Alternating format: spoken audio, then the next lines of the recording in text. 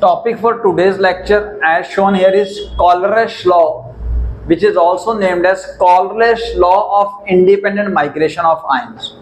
आपने molar conductivity at infinite dilution calculate किया था विद डेबाई हक्कल ऑनजेंगर इक्वेशन और ग्राफिकल मेथड से फॉर द स्ट्रॉन्ग इलेक्ट्रोलाइट.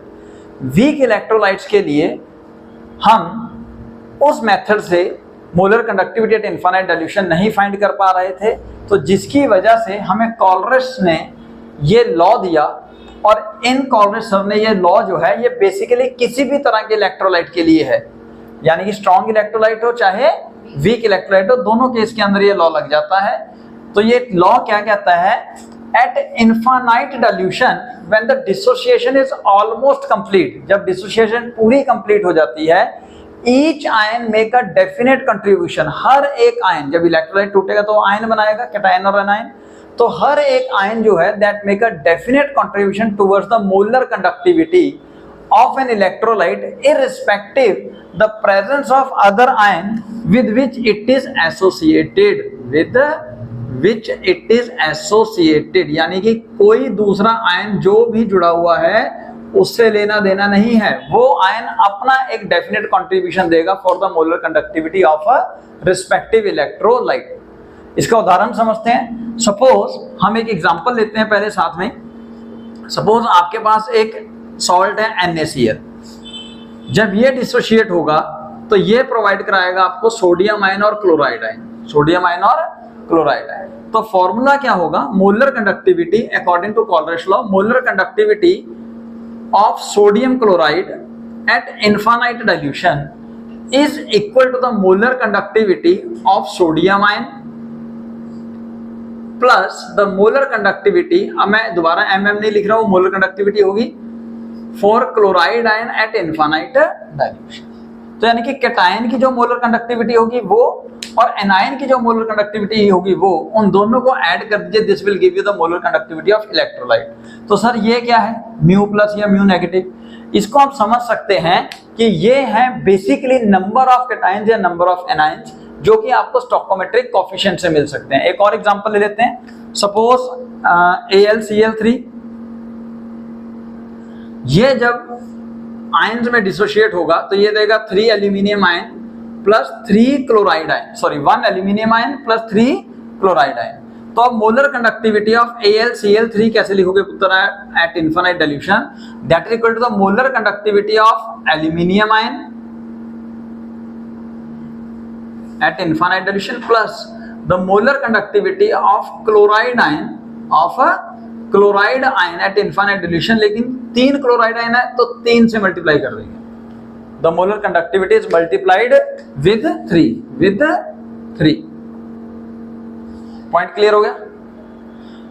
अब यहां पे ही आपको एक और पॉइंट समझना है before going to the numericals of this concept, कि आपको याद कराया था पुत्र मोलर कंडक्टिविटी और इक्विवेलेंट कंडक्टिविटी में रिलेशन. याद है आपको क्या रिलेशन था? Molar conductivity upon equivalent conductivity is equal to X. तो ये फॉर्मूला आपको काफी हेल्प करेगा जब आप मोलर कंडक्टिविटी से इक्विवेलेंट कंडक्टिविटी कैलकुलेट करोगे. आपको न्यूमेरिकल्स में कॉम्पिटिटिवली बहुत ज्यादा पूछा जाता है, आपको मोलर कंडक्टिविटी दी जाती है और इक्विवेलेंट कंडक्टिविटी पूछ ली जाती है. तो ये बात याद रखिएगा. So equivalent conductivity at infinite dilution is equal to molar conductivity at infinite dilution divided by X factor. X क्या था यहाँ पे? नंबर ऑफ इलेक्ट्रॉन्स लॉस्ट और gain. So let's discuss the application of the Coleridge law. Coleridge law help us to find out the molar conductivity for weak electrolytes. ये formula या ये law strong और week दोनों electrolytes के लिए है, but weak electrolytes में हम इसको कॉमनली यूज करते हैं बिकॉज इनके मोलर कंडक्टिविटी कैलकुलेट करने के लिए और कोई तरीका है नहीं. Then it also help us to find out the degree of dissociation for weak electrolytes. Strong electrolyte की मोलर कंडक्टिविटी फाइंड करके आप डिग्री ऑफ डिसोसिएशन कैलकुलेट करके करोगे क्या? उसकी तो ऑलरेडी 100% है. It can also help us to find out the equilibrium constant for the weak electrolytes, and it can also help us to calculate the equivalent conductivity of a electrolytes. तो हम पहले एक एग्जांपल लेते हैं. Suppose आपको molar conductivity calculate करनी है acetic acid के लिए जो कि एक वीक इलेक्ट्रोलाइट है, और आपको डाटा दे रखा है सोडियम एसीटेट का, HCl का और NaCl का, ये तीनों के तीनों स्ट्रॉन्ग सॉल्ट्स हैं पुत्र। अब अगर आप कॉलरेज लॉ लगाएंगे तो सबसे पहले आप देखिए molar conductivity of acetate ion CH3CONA का क्या होगा पुत्र? Sir molar conductivity of acetate ion plus molar conductivity at infinite dilution for sodium ion. ठीक है पुत्र, और ये ध्यान रखिए जब डिसोशिएट करोगे तोड़ोगे तो कितने नंबर ऑफ आयंस प्रोड्यूस होंगे वो ध्यान रखना पड़ेगा। इस केस के अंदर 1 आयन ही बनना, तो मैं नहीं लिख रहा हूं, नहीं तो आप तोड़ के देख लो। देखो पहले तो जो चाहिए वो लिखो, आपको इसके और H पॉजिटिव आयन की मोलर कंडक्टिविटी चाहिए ताकि अकॉर्डिंग टू लॉ आप इसकी निकाल सको। इसको अगर तोड़ते हो सोडियम एसीटेट को अगर आप डिसोशिएट करोगे तो आपके पास आएगा acetate ion plus sodium ion, इसकी मोलर कंडक्टिविटी दी हुई है। अगर आप HCl को तोड़ते हो तो आपके पास आता है H positive ion plus Cl negative ion. अगर आप NaCl को डिसोशिएट करोगे, NaCl को डिसोशिएट करोगे तो आएगा सोडियम आयन और क्लोराइड आयन। ये क्लियर हो गया पुत्र? अब देखिए आपको चाहिए क्या। हम अगर ध्यान दें तो हमें ये दो चीजें चाहिए, एक ये वैल्यू चाहिए और एक ये वैल्यू चाहिए। यानी कि अगर हम इन दोनों को ऐड कर दें तो शायद ये बात बन जाएगी। अगर हम इनको इक्वेशन बना लें 1, 2 एंड 3, अगर हम 1 और 2 को ऐड कर दें तो हमारी बात बन सकती है। लेकिन 1 और 2 को ऐड करते ही Na पॉजिटिव और Cl नेगेटिव जो रिक्वायर्ड नहीं है वो भी आ जाएंगे, है ना। तो आपको अगर Na पॉजिटिव और Cl नेगेटिव निकालना है तो जो डाटा दिया हुआ है उसके हिसाब से अगर NaCl माइनस कर दो। यानी कि अब हमें ये पूरा लिखने की जरूरत नहीं है, मैं डायरेक्टली लिख रहा हूं molar conductivity for acetic acid eight infinite dilution can be calculated by adding the molar conductivity of acetate ion। क्यों अभी नीचे दिखेंगे, molar conductivity of HCl ion, HCl plus molar conductivity of नहीं सॉरी माइनस, क्योंकि ये third minus किया ना आपने, यानी कि आपने क्या किया 1 और 2 को ऐड किया, 3 को माइनस किया, minus molar conductivity of NaCl। क्यों सर? लॉ के हिसाब से देखिए, suppose molar conductivity of acetate ion plus molar conductivity of sodium ion plus molar conductivity of H positive ion plus molar conductivity of chloride ion minus molar conductivity of sodium ion plus minus minus molar conductivity of chloride ion. ऐसा ही आएगा मतलब। अगर ऐसा आएगा तो आप देखिए ये पॉजिटिव ये नेगेटिव एक दूसरे को काट देंगे, इसी तरह ये काट देंगे, तो आपकी जो रिक्वायर्ड वैल्यू है वो आ जाएगी। लॉ समझ में आ गया? तो आपने क्या 1 और 2 को ऐड किया है, यानी कि 91 प्लस 426.2 माइनस 126.5 ऐड करोगे तो आपके पास जो फाइनल वैल्यू है, इन दोनों को ऐड करोगे और ये माइनस कर दोगे, ठीक है, तो फाइनल आंसर आ जाएगा 390.7 पर ओम सेंटीमीटर स्क्वायर पर मोल। यूनिट का जरूर ध्यान रखिएगा, बिकॉज क्वेश्चन के अंदर अगर यूनिट चेंज हो गई तो सारा कंसेप्ट चेंज हो जाएगा।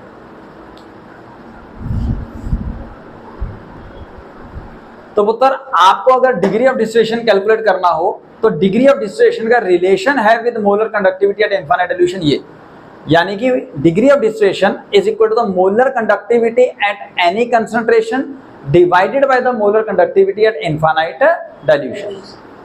अब आपको एक क्वेश्चन दिया हुआ है, सपोज आपको अमोनियम हाइड्रोक्साइड की मोलर कंडक्टिविटी गिवन है at 0.1 molar solution for 3.6 siemens centimetre square पर मोल, और साथ ही साथ में आपको molar conductivity at infinite dilution given है फॉर अमोनियम हाइड्रोक्साइड 271.1 पर ओम सेंटीमीटर स्क्वायर पर मोल। तो पहले तो यूनिट्स को देख लो ध्यान से, यूनिट्स ठीक है, सारी ठीक है। ये सीमेन जो होता है वो पर ओम ही होता है, तो इससे नहीं डरना है, ठीक है। यहाँ पे यूनिट्स में कोई ऐसा प्रॉब्लम है नहीं, अगर होगी तो वो आपको सॉल्व करनी पड़ेगी। अब आप अल्फा निकाल लो। So molar conductivity at concentration C divided by molar conductivity at infinite dilution। So इसकी मदद से we are able to find out the degree of dissociation। इसको solve करोगे तो ये लगभग 0.013 आएगा, 0.013। आपको solve करना है, पॉइंट से पॉइंट हटा दो, ठीक है जी। 36 को 2711 से डिवाइड करोगे देन यू विल गेट 0.013। अगर परसेंटेज में निकालनी है तो इसको 100 से मल्टीप्लाई कर दोगे, 100 से मल्टीप्लाई करोगे तो कितना आ जाएगा पुत्र degree of dissociation 1.3% dissociated ammonium hydroxide eight 0.1 molar concentration. तो इतनी कंसंट्रेशन अगर आप सोल्यूशन की लोगे तो उसमें 1.3% अमोनियम हाइड्रोक्साइड डिसोशिएट होता है as per the given data. ये समझ में आया? तो मतलब third part equilibrium constant calculate करने के लिए हम डायरेक्ट फॉर्मूला भी यूज कर सकते हैं, पर एक बार समझ लीजिए दोबारा। अगर डिग्री ऑफ डिसोसिएशन अल्फा है, अल्फा का मतलब क्या होता है? Alpha moles dissociated from 1 mole of the substance. ये याद रखिएगा। आपको इनिशियल कंसंट्रेशन लेट्स सपोज कुछ भी दे रखी है, हम एज्यूम करते हैं 1। अगर इनिशियल कंसंट्रेशन 1 है तो ये दोनों अभी 0-0 है क्योंकि अभी रिएक्शन हुआ ही नहीं। एट इक्विलिब्रियम अगर डिग्री ऑफ डिसोसिएशन अल्फा है तो 1 में से अल्फा डिसोशिएट हो गए। अब ये 1 होता तो ये भी 1 मोल बनता, ये अल्फा मोल गया तो ये भी अल्फा मोल बनेगा, ये भाई साहब भी अल्फा मोल बनेंगे। तो आपके पास K का फॉर्मूला आ जाएगा concentration of product upon concentration of reactant. Concentration के बजाय आप एक्टिव मास वर्ड याद कीजिएगा, ज्यादा बेटर होगा। तो अब यहाँ पे कंसंट्रेशन जो है alpha, alpha divide by 1 minus alpha. तो इस हिसाब से फॉर्मूला आ जाता है alpha square upon 1 minus alpha. लेकिन अगर by the way concentration C हो, कंसंट्रेशन C हो तो क्या होगा?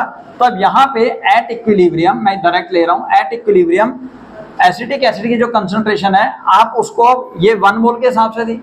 अब कंसंट्रेशन C दी हुई है लेट्स सपोज, तो आप C से मल्टीप्लाई कर दो। तो C into 1 minus alpha equal to C alpha और C अल्फा। ये H पॉजिटिव आयन की, ये एसिटेट आयन की कंसंट्रेशन एट इक्विलिब्रियम। ठीक है जी। तो अब इक्विलिब्रियम कांस्टेंट का फॉर्मूला क्या होगा पुत्र? सो C alpha into C alpha it's will be C square alpha square upon C into 1 minus alpha. C से C कट गया तो C alpha square upon 1 minus alpha. Alpha की वैल्यू आप यहाँ से कैलकुलेट कीजिए, जितनी भी कंसंट्रेशन के लिए पूछी गई है आप वैल्यू कैलकुलेट कीजिए, कंसंट्रेशन की वैल्यू पुट कीजिए, then we are able to find out the equilibrium constant. Equilibrium.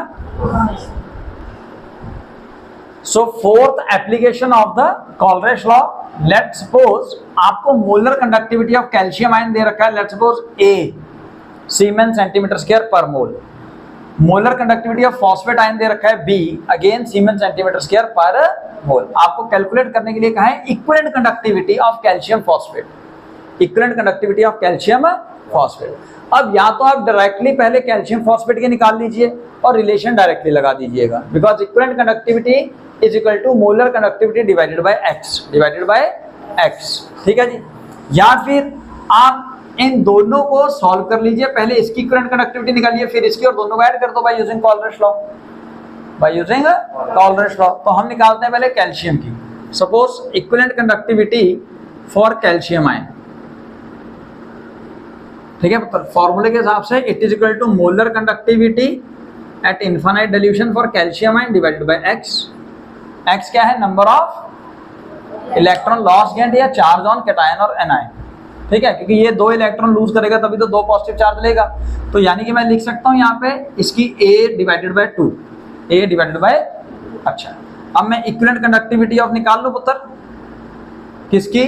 Phosphate ion की, PO4 3 नेगेटिव आयन। तो इसकी भी क्या होगी? Molar conductivity of phosphate ion at infinite dilution divided by x। इसका x फैक्टर क्या होगा सर? 3। सो क्या मैं इसको B/3 लिख सकता हूं पुत्र? अब molar conductive according to Kohlrausch law अगर कंडक्टिविटी कैलकुलेट करनी है कैल्शियम फॉस्फेट की in terms of equivalent conductivity तो क्या होगा? Equivalent conductivity of calcium ion plus equivalent conductivity of phosphate ion.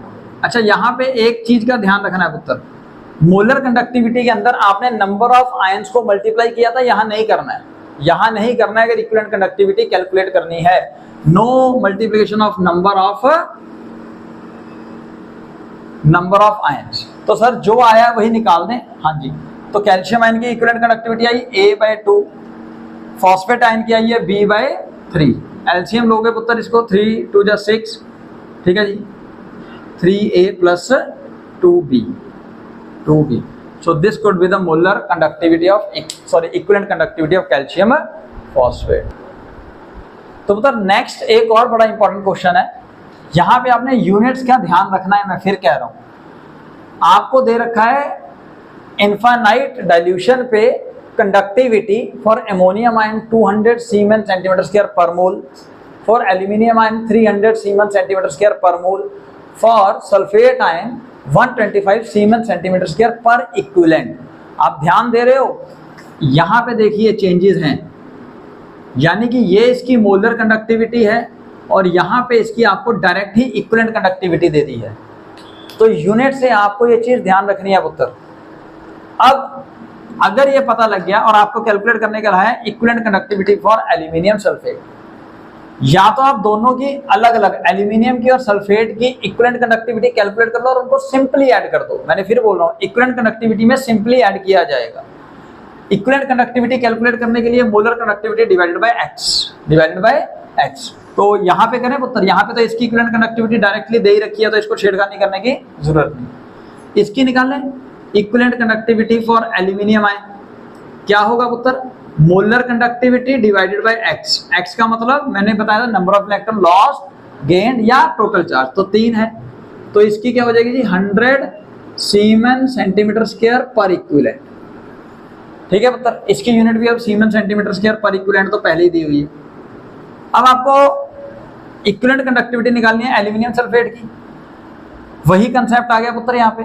तो आप क्या करेंगे, यहाँ पे निकाल देंगे equivalent conductivity for aluminium ion plus equivalent conductivity for sulphate ion.